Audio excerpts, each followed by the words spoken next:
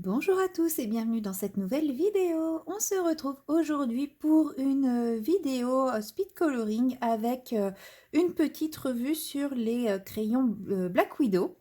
Donc les crayons Black Widow, ce sont des crayons à base de cire qui sont quand même assez anciens maintenant et ils ont une gamme quand même très complète puisque moi j'en possède 144 il me semble et depuis il y en a encore des nouvelles boîtes qui sont sorties. Donc, c'est un point positif parce qu'on a vraiment énormément de teintes. Voilà, on va commencer. Je ne vais pas faire une liste des points positifs et des points négatifs, c'est juste que, voilà, là j'aborde un point positif qui est aussi un point négatif à mes yeux. Puisque bah, si on veut la gamme complète, il faut acheter toutes les boîtes et mine de rien, bah, ça fait très vite monter le budget puisque une boîte coûte en moyenne entre 35 et 40 euros. Donc dit comme ça, on se dit bah c'est pas si cher que ça, mais il faut savoir que les premières boîtes qui sont sorties, donc c'est la boîte Black Widow, la boîte Scorpion et la boîte Cobra, qui avaient des teintes très classiques. Enfin, très classiques. Je vais pas pouvoir vous montrer les différents nuanciers parce que moi j'ai tout mélangé. Et il faut savoir que ces teintes-là, alors dans ces boîtes-là, on avait très peu de traits foncés. Alors ça, c'en est un. La couleur que j'utilise là pour faire ma base de mes fraises, c'est un trait foncé. D'ailleurs, je me suis un peu craquée, hein, comme vous pourrez le voir. Elles sont quand même un peu rouge foncé, bordeaux foncé, mais bon, c'est pas grave. Je vais y revenir après sur les nuanciers des boîtes que je possède. Les premières boîtes, donc la Cobra, la Black Widow et la Scorpion, sont des boîtes de 24 crayons, il me semble. Alors, je ne sais plus combien coûtaient ceux-là, surtout qu'à l'époque, les crayons coûtaient beaucoup moins cher que maintenant. De toute façon, vous retrouverez toutes les références en barre de description, tous les liens pour voir les prix, vous les procurer si elles vous intéressent, etc. Et ensuite, ils ont sorti deux sets peaux qui sont quand même très bien pensés. Il y a un set peau clair et un set peau foncé. Et c'est vrai que moi, c'est des sets que j'utilise beaucoup, qui, avec lesquels j'ai pas mal progressé sur la réalisation des pots, être capable de réfléchir à comment créer un combo pot, etc. J'ai pas mal évolué grâce à ces sets-là. Et ensuite, ils ont sorti la boîte de Monarch, qui est une boîte de 36 dans laquelle on a trouvé les premières couleurs plus pastel. Donc là, on avait beaucoup plus de crayons bien clairs, très peu de traits foncés encore. On avait encore les traits foncés dans les boîtes de départ, mais on avait davantage de clairs qu'on n'avait pas jusqu'à présent. Et ils ont sorti une dernière boîte, alors je ne me souviens plus, il y a un dragon dessus, je ne sais plus comment elle s'appelle. Et celle-là, je ne connais pas le nuancier parce que je ne l'ai pas acquise, hein, parce que bah, comme je vous dis, entre 30 et 40 euros la boîte, bah, je vous laisse calculer. Là, on est à 5 boîtes, plus les deux boîtes de skin tone, de nuance peau. Voilà, je vous laisse imaginer le montant, enfin, je vous laisse calculer le montant pour avoir la gamme complète. Au final, c'est des crayons qui, du coup, paraissent pas chers parce que acheter une boîte, c'est un petit budget, mais si on veut toutes les boîtes, eh ben, il faut lâcher plus de 150 euros. Et là, on se retrouve quand même sur des crayons de relativement haut de gamme. Je dis bien relativement, hein, parce que c'est sûr que on est quand même en dessous d'une boîte de polychromos pour beaucoup plus de crayons, mais je trouve ça quand même assez onéreux. C'est pour ça que moi, je n'ai pas acheté toute la gamme. Après, ils ont leur qualité et on va voir ça ensemble. Donc ces crayons, pour en venir, donc comme je vous l'ai dit, c'est des crayons à l'huile, à la cire. Voilà, ça y est, je commence à me à m'embrouiller. Ce sont des crayons à la cire, mais contrairement à beaucoup de crayons à la cire, ils ont une pointe dure. Alors, ils ne sont pas secs du tout, ils glissent sur le papier, ils n'accrochent pas. Si je ne parle pas, vous n'entendez pas les comment ça s'appelle? Vous n'entendez pas plus que ça le bruit du crayon sur le papier. Il y a des crayons qui sont dits gras, comme les luminances par exemple, qui sont beaucoup plus secs que ceux-là. Mais ils ont une pointe dure. Donc il ne faut pas confondre pointe sèche, c'est-à-dire qui gratte et qui laisse peu de pigment, et pointe dure, qui glisse sur le papier et dépose du pigment, mais ne s'effrite pas et ne s'écrase pas lorsqu'on fait un petit peu d'appui. voilà. Donc ce sont des crayons à la cire, je vais y arriver, avec une pointe dure. Alors moi au début, les premières fois où j'ai eu ces crayons, j'ai eu beaucoup de mal à les utiliser, puisque moi je suis plus team huile, hein, bien sûr, je le dis souvent, et du coup j'arrivais pas à faire des dégradés, à travailler mes dégradés sans avoir de marque, sans avoir de démarcation.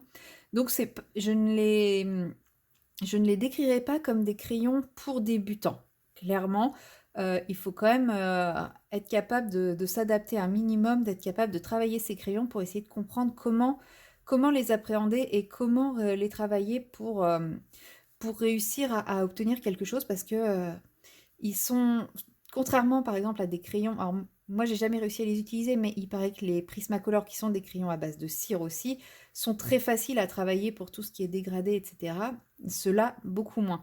Et ceux-là se travaillent davantage au final en technique couche par couche que les Prismacolor par exemple. Mais on retrouve quand même des caractéristiques de l'huile, de la cire. Je vais y arriver, hein. Franchement, je vais dire de l'huile tout le temps, mais non, non, c'est de la cire. On retrouve quand même des caractéristiques de la cire, je trouve, dans ces crayons, mais ils se...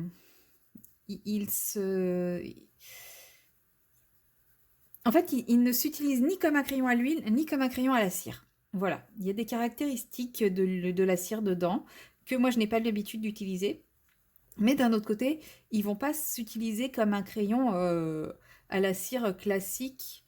Par exemple, les Arteza, qui sont vraiment tout simples. Enfin, en gros, vous appuyez, vous relâchez, vous prenez votre eau de couleur, vous appuyez, vous relâchez et votre dégradé se fait tout seul. Là, non, ça ne marchera pas.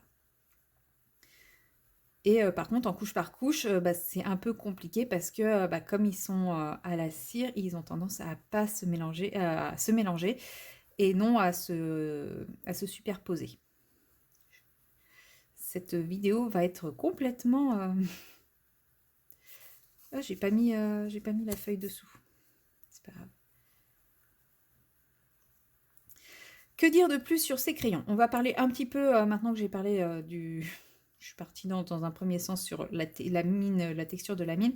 On va parler un petit peu du corps du crayon. Donc le corps du crayon est un crayon qui est, suivant la boîte que vous prenez, parce que les premières boîtes, donc les 3 boîtes, Cobra, Black Widow et Scorpion, le crayon est intégralement noir avec l'animal, enfin l'insecte, enfin la bestiole, enfin le truc, appelez ça comme vous voulez, dessiné dessus. Pour le Scorpion, c'est en blanc, pour le Cobra, c'est en doré, et pour l'araignée, c'est en rouge. Donc vous avez les petites bestioles qui est sur la base du crayon. Ensuite, vous avez le nom de la boîte, la référence du crayon et le nom de la teinte. Voilà, et le tout sur un corps noir avec bah, la partie... Enfin, tout est noir sur ce crayon à part la mine. Ça, c'était vraiment les 3 premières boîtes. Ensuite, pour les boîtes Skin Tone qui sont sorties après, ils ont commencé à reproduire la couleur sur la base du crayon. Donc il y a un petit bout de couleur qui fait à peu près 1 cm ou 1,5 cm sur la base pour rappeler la couleur. Et ensuite, à partir de la teinte Monarch, ils ont reproduit la couleur sur une zone beaucoup plus étendue, tout en gardant toujours le corps du crayon noir. Donc ça reste des crayons qui sont quand même assez faciles à repérer. Jusqu'à récemment, c'était les seuls à avoir cet esthétisme-là. Bon, depuis Black Widow, Faber-Castell. Faber-Castell a lui aussi sorti ses crayons black, donc qui ont à peu près le même design, mais... Attendez, je cherche ma couleur. Voilà. Qui ont à peu près le même design, mais c'est pas... J'ai pas testé les black, les Faber-Castell black, donc je peux pas vous dire au niveau de la texture si ça se ressemble ou pas.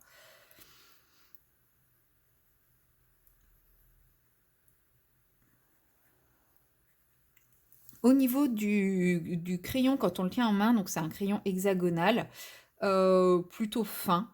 Voilà, on a des crayons qui sont beaucoup plus épais que ça, avec une mine fine à l'intérieur. Mais comme je vous l'ai dit, c'est une mine dure et plutôt résistante, hein. Je casse vraiment très très peu de mine avec ces crayons-là. Et au niveau de la tenue en main, franchement, ça va. Ils sont fins, mais J'ai pas ce ressenti de crayon trop fin. Ils font pas particulièrement cheap non plus. Ils font pas crayon ultra quali comme on peut avoir un Lightfast ou un Poly, hein, c'est sûr. Mais on n'est pas non plus sur la même gamme. Mais c'est des crayons qui ont quand même une certaine facture et qui font pas cheap du tout. Et je trouve que leur côté noir leur donne un petit côté classe. Mais bon, ça après, c'est vraiment une histoire de ressenti, hein. Il y en a qui préfèrent avec des crayons plein de couleurs. Moi, j'aime bien ce petit côté noir, noir classe.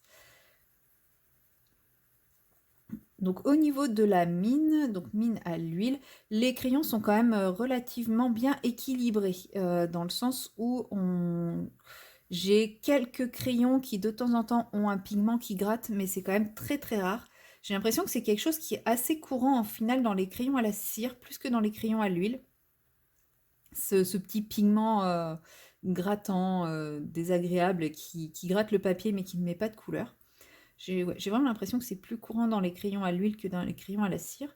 Mais là, majoritairement, ils sont quand même très équilibrés. Il n'y a pas de crayon qui est moins pigmenté que d'autres, de crayon plus sec que d'autres. Voilà, on choisit sa teinte. Quelle que soit la teinte qu'on va choisir, on aura la même glisse sur le papier quasiment. Donc là-dessus, on a quand même une mine, enfin des mines très bien équilibrées, quelle que soit la couleur, quelle que soit la gamme. Enfin, quand je dis la gamme, la boîte d'origine, quoi. Il n'y a pas de différence. Alors, je trouve les pointes monarques, enfin les mines des monarques un petit peu plus grasses que celles des scorpions, Black Widow et comment ça s'appelle? Et Cobra, voilà. Mais autrement, ça reste quand même très très bien équilibré. Au niveau du nuancier, donc j'en ai parlé un petit peu vite fait. Si on se contente d'une seule petite boîte, on a un nuancier qui est un peu pauvre. Donc on est quand même un peu obligé de cumuler les boîtes pour obtenir quelque chose bah, d'assez sympa en termes de nuancier pour pouvoir bien travailler ses effets, ses dégradés, etc. Moi, je suis quand même montée à 4 boîtes couleur et 2 boîtes skin tone pour avoir ce qu'il me fallait. Parce que comme je vous l'ai dit, si on prend les 3 boîtes principales, on va quand même manquer cruellement de couleurs claires. C'est la monarque qui va bien apporter les couleurs claires. La dragon, je ne sais pas. Je n'ai pas regardé ce que la dragon apporte de plus. Je pense qu'elle apporte des couleurs supplémentaires. Mais le fait de cumuler les boîtes comme ça fait aussi qu'on a des couleurs qui sont un peu doublons. Moi là je vais vous parler uniquement des couleurs que j'ai, hein, donc des 3 boîtes de base plus la monarque. Et voilà, si on regarde dans les jaunes j'ai quand même quelques couleurs similaires. Dans les beiges aussi. Et je ne compare pas en prenant les boîtes skin tone parce que moi je prends les boîtes skin tone vraiment à part. C'est vraiment quand je vais faire un portrait où je vais prendre la boîte skin tone pour essayer de me trouver un combo. Mais je vais pas encore, je me sens pas encore suffisamment à l'aise pour aller chercher dans mes boîtes classiques. Donc c'est possible qu'il y ait des doublons, mais moi ça me rassure d'avoir la skin tone. Donc je ne prends pas en compte la skin tone quand je parle de doublons. Euh, Au niveau des roses aussi, on a quelques teintes assez proches. Au niveau des bleus, on a des teintes assez proches. Les verts, on en a quelques-unes qui sont assez proches aussi. Et si je devais parler du nuancier de manière générale par rapport aux teintes que je possède, euh, attendez, je prends ma teinte. Voilà. Je dirais qu'il y a quand même énormément de jaunes. On a une très très grosse collection de jaunes par rapport aux boîtes que je possède. Et par contre, au niveau des bruns, on en manque énormément. J'ai 4 bruns et c'est tout. Après, j'ai des ocres et des choses comme ça. Mais, euh, mais j'ai que 4 bruns, quoi. J'ai un brun. J'ai même pas de brun très foncé. J'ai même pas vraiment 4 brins pour faire un combo, un vrai combo. Donc j'ai pu faire mes combos planches avec parce que il y avait quand même de ce qu'il fallait. Mais, euh, mais j'ai par contre j'ai une dizaine de jaunes. J'ai pas besoin d'une dizaine de jaunes. Qui a besoin d'une dizaine de jaunes? Même quand le jaune est la couleur préférée, est-ce que une dizaine de jaunes c'est légitime? Les roses, c'est pareil, il y en a énormément. Par contre, dans les teintes que j'ai, je n'ai pas de rouge, je n'ai pas de vrai rouge. Et en fait, j'ai des jaunes, j'ai des oranges, j'ai des briques, mais encore pas beaucoup. J'ai un brique, un prune, et j'ai quatre rouges, rosés, orangés, mais qui ne sont pas des vrais rouges. Donc le nuancier est bien, mais il est très vite incomplet en fait. C'est pour ça que je pense que c'est des très bons crayons pour compléter des gammes. Ou alors, faut vraiment tous les avoir. Je vous dis, je sais pas, ça se trouve les couleurs qui manquent, elles sont dans la boîte Dragon. Mais moi aujourd'hui, je n'ai pas envie de réinvestir dans une énième boîte. Après, suivant les couleurs que vous avez l'habitude de prendre, par exemple, si vous avez plein de crayons et qu'il vous manque des teintes plutôt pastel, eh bien, ça peut être l'occasion de prendre la boîte Monarch, parce que là, vous aurez beaucoup de teintes pastel, mais pas que. Il y a aussi des teintes dans les Monarch, il y a aussi des teintes très foncées. C'est ça que j'aime bien dans les Monarch, c'est que elle n'a pas un comment ça s'appelle? Un nuancier très complet. Mais par contre, on a les extrêmes. On a du très clair comme du très foncé. Par contre, on n'a pas le milieu. Mais c'est pas grave parce que le milieu, on l'a avec les autres. Mais il manque quand même encore, encore et toujours, hein, pour moi, il manque toujours le rouge. Je, j'ai de plus en plus de mal à concevoir une boîte de crayons de couleur sans rouge. Même si vous voyez, je suis partie d'une teinte... Non, je le dis pas. Ensuite, bah oui, du coup, et j'ai également énormément de mal à envisager comment ça s'appelle? Une gamme de crayons de couleur où il n'y a quasiment pas de brun. Pour moi, les bruns, c'est, enfin, quasiment tous nos crayons, tous nos coloriages, pardon, sont... Et il me manque un crayon.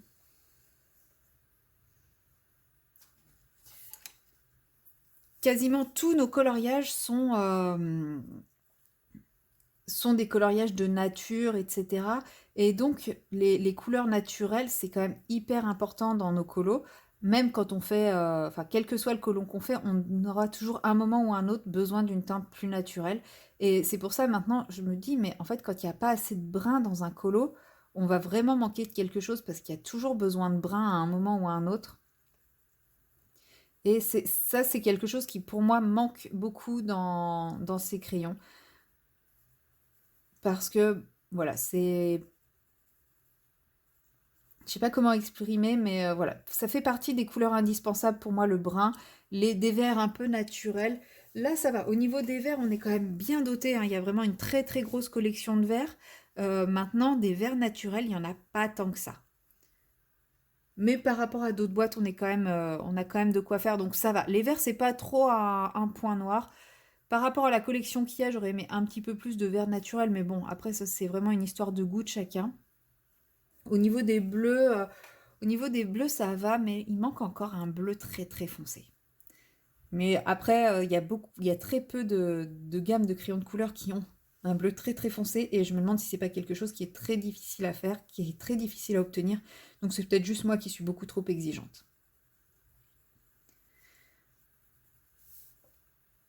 Au niveau de la pose du pigment sur le papier, donc j'ai déjà un petit peu évoqué, euh, franchement, c'est quelque chose qui est ultra facile. C'est des crayons qu'il faut appréhender à travailler, mais ils vont s'adapter à énormément de papier.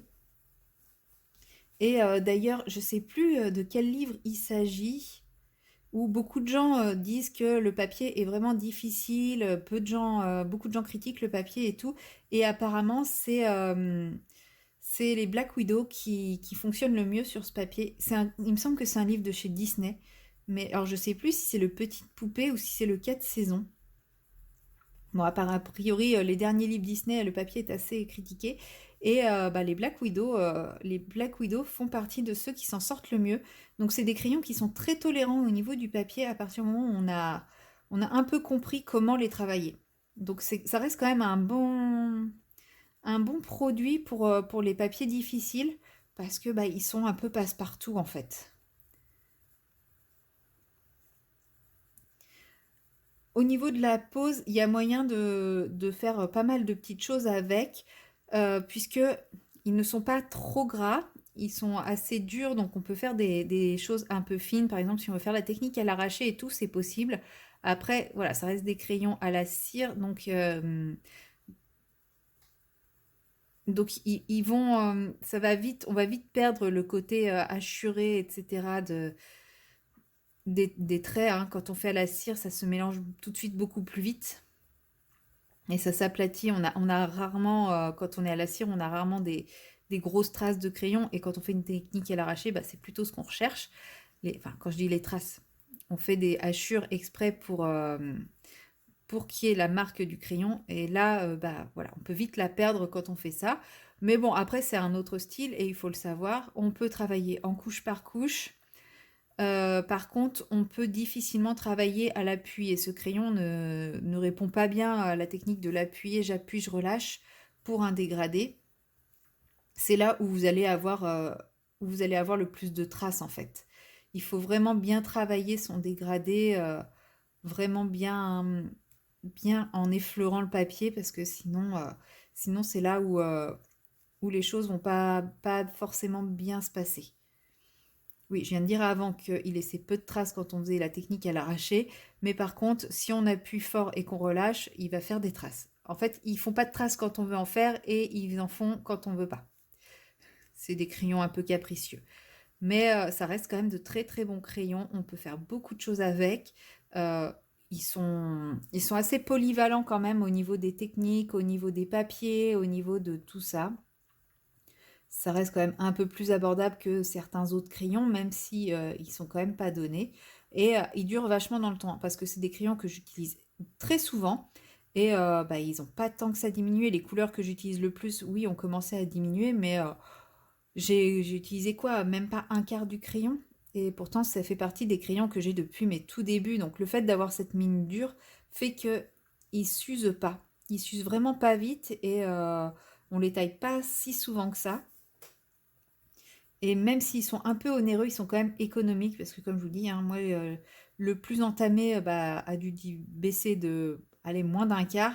Et pourtant, c'est des crayons que j'ai depuis quasiment tous mes débuts et c'est des crayons que j'utilise très très souvent. Je les utilise beaucoup plus souvent que d'autres crayons qui ont davantage diminué. Je réfléchis si je n'ai rien oublié de vous dire à propos de ces crayons. Comme vous pouvez le voir, bah, au niveau des dégradés, bah, c'est quand même assez facile, assez intuitif, hein. Une fois qu'on a compris comment, enfin, quel appui, quelle pression il faut mettre sur le crayon. En fait, c'est ça, c'est qu'il faut mettre la bonne pression pour avoir le pigment, mais sans avoir la marque, la démarcation. Ça a surtout été au niveau des teintes peau quand j'ai fait les premiers visages. J'appuyais pas assez sur mon crayon avec, donc le papier était pas assez saturé entre guillemets parce qu'il n'était pas saturé, on ne cherche pas à saturer, et du coup j'arrivais pas, ça me faisait des traces et tout. Et, euh, et voilà, quand on travaille couche par couche avec ces crayons-là, il faut d'abord mettre une première couche de couleur claire pour bah, c'est un peu grossier ce que je vais dire. Enfin, quand je dis grossier, pas vulgaire, hein, mais en fait, une première couche pour un peu graisser le papier. Ce qui fait qu'après, on va pouvoir mettre les couches foncées sans trop de démarcation et ça va beaucoup plus facilement se fondre grâce à la première couche de gras avant. Et ça, c'est vraiment la technique que je conseille pour faire des dégradés sur des zones assez importantes avec ces crayons pour éviter justement de trop marquer le papier parce que en fait si on commence par la couche la plus foncée comme je fais là, mais là c'est volontaire parce que je veux qu'il y ait la marque, c'est la couche la plus foncée qui va entre guillemets présaturer le papier et qui va créer la base, et celle-là du coup sur le papier on ne pourra pas l'étaler parce elle va rentrer dans le papier et on ne pourra pas l'étaler quand on va blender. Alors que si on pose une sous-couche en fait, tout simplement de clair, et qu'ensuite on vient poser notre couleur foncée, elle ne va pas rentrer dans le papier, elle ne va pas présaturer le papier parce qu'il est déjà présaturé par le gras de la couleur claire et du coup là on va pouvoir la blender, on va pouvoir travailler, on va pouvoir la faire glisser, on va pouvoir faire tout ce qu'on veut sans qu'elle soit figée dans le papier. Donc c'est pour ça que je vous conseille sur des grosses zones, parce que sur mes fraises, oui, je ne l'ai pas fait non plus, mais voilà, sur ma fraise, je savais que de toute façon, j'allais faire un fini qui soit assez foncé, donc ça serait discret, mais à partir du moment où vous voulez un dégradé avec quelque chose de bien clair, pensez bien à mettre une sous-couche de clair dessous pour permettre au pigment foncé de ne pas rentrer dans le papier et de pouvoir glisser et se blender tout simplement. À partir du moment où vous utilisez cette technique, les dégradés se feront quand même assez facilement. C'est des crayons qui, je vous dis, quand on a trouvé la technique, sont quand même très très faciles d'utilisation. C'est juste que moi, par rapport à mes techniques habituelles, ils ne s'utilisent pas de la même façon. Il y a plein de gens qui font une première couche de clair avant de faire leur dégradé. Moi, c'était pas mon cas et c'est pour ça qu'au début, j'ai eu du mal à les travailler et que je les aimais pas trop. Mais à partir du moment où j'ai compris qu'il fallait que je fasse ça, bah là, j'ai commencé à vraiment découvrir le potentiel de ces crayons. Donc, ça reste quand même des crayons que je recommande très fortement, donc que j'aime énormément utiliser, parce que il n'y a pas beaucoup de papier sur lesquels ça passe pas, hein, on va pas se mentir. Et si s'il y avait moyen de trouver ces crayons à l'unité et non par boîte à chaque fois, je pense que c'est des crayons que je rachèterais avec grand plaisir.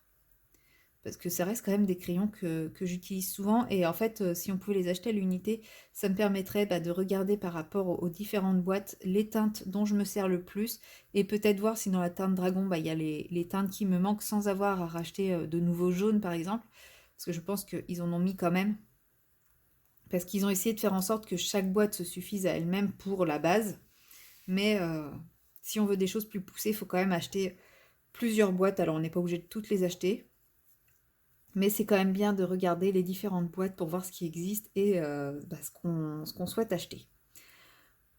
Donc si je devais résumer un petit peu tout ce petit blabla, je dirais que les Black Widow sont quand même de très bons crayons qui sont assez polyvalents, assez passe-partout. Ils vont sur quasiment tous les types de papier. On peut les utiliser par-dessus de l'aquarelle, par-dessus du feutre à alcool. Alors par-dessus l'acrylique ça marche pas, mais il n'y a pas grand-chose qui marche par-dessus l'acrylique, hein. Quel que soit le papier, on peut les utiliser. Alors bien entendu, comme toujours, un papier à grain trop épais, ça va faire plus de traces, hein, ce qui est normal. Mais ça reste quand même des crayons qui vont un peu partout. Qui, une fois qu'on a compris comment les utiliser, sont quand même assez faciles d'utilisation pour nos dégradés, nos effets, etc.